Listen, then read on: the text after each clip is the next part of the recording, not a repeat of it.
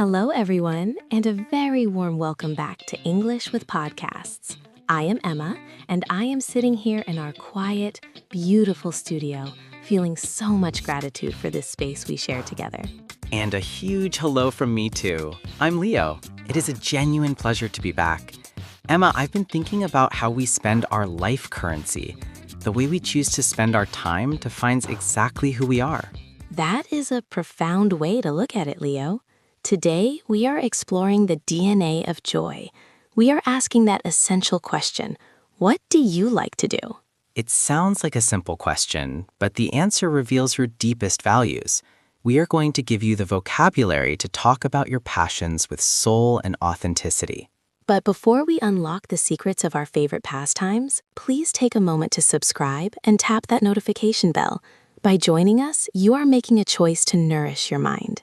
And if you find value in these conversations, please give this video a like. It helps our community grow. Now, Leo, what is the one thing that makes you lose track of time? For me, that spark is Botanical Illustration. I love the science of seeing. Botanical illustration? Is it just drawing flowers? It's much more. I'm looking at the tiny veins and the perfect geometry of a bud. It's a form of deep observation. Drawing forces you to slow down. It's a perfect digital detox. Digital detox, that's a term our listeners should note down. It means taking a break from screens to reconnect with the physical world. It's essential. If I spend too much time on my phone, I feel scattered. But when I'm drawing, I feel centered. I find my center through urban exploration, or what some call flannery. Flannery? That sounds like a very poetic, old-fashioned word. A flaneur wanders through a city with no destination. I love to pick a neighborhood I don't know and just walk. So you are a student of the streets. What do you learn from these walks? I learned that every city has a pulse.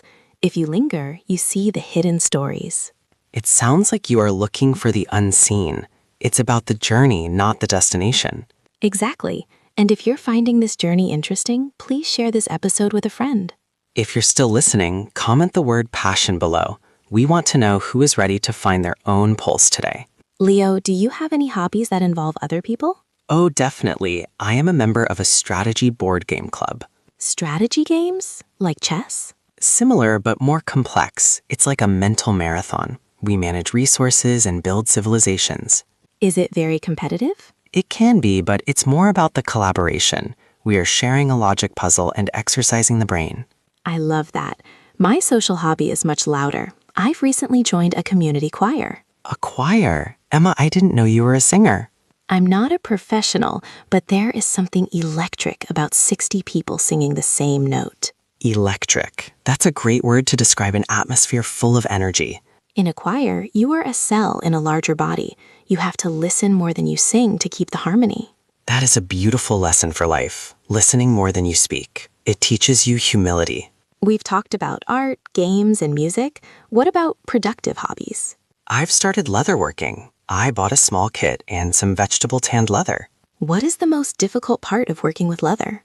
The saddle stitching. You have to punch holes and sew by hand. It requires a lot of patience and precision. So it's a high-stakes hobby. It demands your full attention. It does. When I see the stitches are perfectly straight, I feel a massive sense of accomplishment. In our disposable culture, making something that lasts is a revolutionary act. Disposable culture. That refers to our habit of throwing things away quickly. I hate that. That's why my favorite productive hobby is restoration. I find old, broken chairs and bring them back to life. How do you start? I start by sanding away the old paint. It's a very cathartic process. Cathartic. That means providing relief through the expression of strong emotions. Exactly. Sanding feels like sanding my stress away. Then I apply oil and the wood glows. You are giving the chair a second chance. I think we all need that sometimes.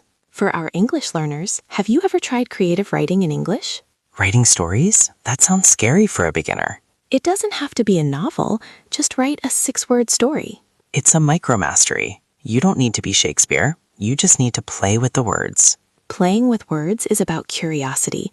If you are bored, the words will slip through your fingers. Slip through your fingers. It means to lose something because you weren't holding it tightly enough. So, what is your micro passion? Maybe you collect postcards or identify birds in your backyard.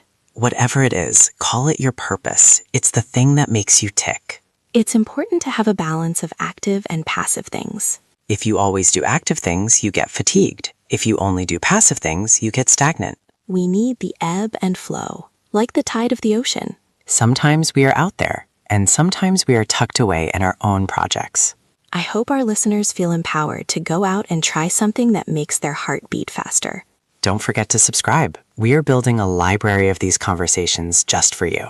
And hit that like button to send some positive energy our way. Tell us in the comments, what is the most unusual thing you like to do? We love reading the weird and wonderful things that make you happy.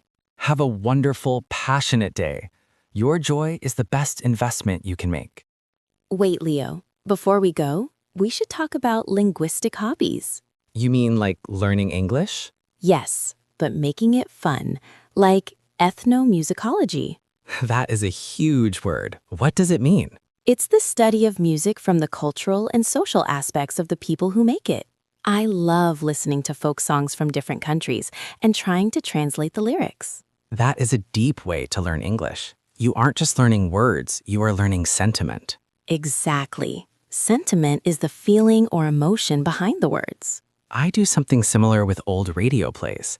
I love listening to the voice acting. Radio plays? Like a movie without the pictures? Yes, it forces my brain to create the images. It improves my oral comprehension. Oral comprehension. That's the ability to understand what you hear. It's a vital skill. It makes the language feel three-dimensional. I also enjoy bonsai gardening. Have you seen those tiny trees, Leo? I have. They look like they belong in a fairy tale. It's the ultimate hobby for patience. You have to prune the branches and wire the trunk. It takes years to see the result. It's a miniature masterpiece. It's about controlling growth without killing the spirit of the tree. That's like learning a language. You have to prune your mistakes, but keep your personality alive.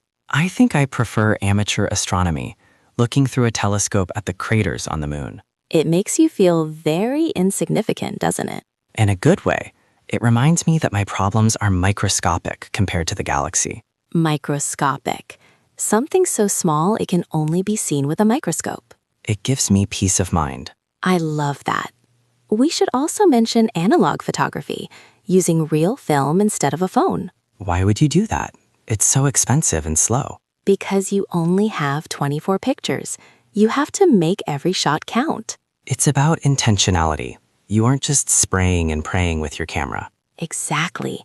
You wait for the light, you wait for the moment, and when you develop the film, it's a surprise. It sounds like you're leatherworking. It's a high-stakes creative process. It really is. I also find origami very relaxing, the Japanese art of paper folding. I can never get the corners right. I just end up with a messy ball of paper. It's all about the geometry. Once you understand the folds, it becomes a meditation. I think I'll stick to my antique map collecting. Maps? Why maps? Because they show how people thought the world looked. Some old maps have dragons in the ocean. Here be dragons. That was the old way of saying, we don't know what is here. I love that. It reminds me that there is always more to discover. Even in a language you've studied for years, there are always hidden islands of vocabulary. That's why we do this podcast, to help our listeners find those islands. Well, I think we have truly covered the map today, Leo. We have, from the stars to the tiny trees, and from old maps to choir songs. But Leo, I've been getting into lepidopterology lately. Lepidopt what? That is a mouthful. It's the study of butterflies and moths. I don't catch them, I just observe their migration patterns in my garden. That sounds incredibly peaceful. It's another form of deep observation. It really is. It makes me feel interconnected with the changing seasons. Interconnected. That's the feeling that everything in the world is linked together. I also think we should talk about fermentation. I've been making my own kombucha and sourdough. So your kitchen is like a laboratory now. Exactly. It's about biohacking my own food. It's very satisfying to see the bubbles and know it's alive. It's a hobby that requires consistency. You have to feed your starter every day. It's like a pet that you can eat. I prefer woodworking. The smell of fresh cedar and the feel of a sharp chisel. That sounds very rugged, Leo. What are you building? I'm making a small jewelry box for my sister. It's all about the joinery. Joinery. That's the art of connecting pieces of wood without using nails or screws. It's a test of skill. If you are off by 1 millimeter, the whole thing won't fit. It sounds like phonetics in English. If you change one small sound, the whole word changes meaning. That is a perfect analogy, Emma. We are all word joiners here. I've also been trying historical reenactment, dressing up in Victorian clothes and learning how they lived. You really love the past, don't you? I do. It gives me perspective on how much we take for granted today, like electricity and hot water. It's an immersive way to learn. You aren't just reading history, you are wearing it. Immersive. When you are completely surrounded by an activity and deeply involved in it. I think that's the best way to learn English too. Surround yourself with the sounds and the culture. Well, Leo, I think we've given our listeners enough ideas to last a lifetime. From butterflies to sourdough, and from woodworking to Victorian dresses. Whatever you do, make sure it makes you glow. A glow is a light that comes from the inside. We wish you a glowing week. Thank you for spending your life currency with us. Don't forget to like, subscribe, and share. We love being part of your journey. We will see you in the next episode. See you in the next episode, everyone. Goodbye for now. Goodbye.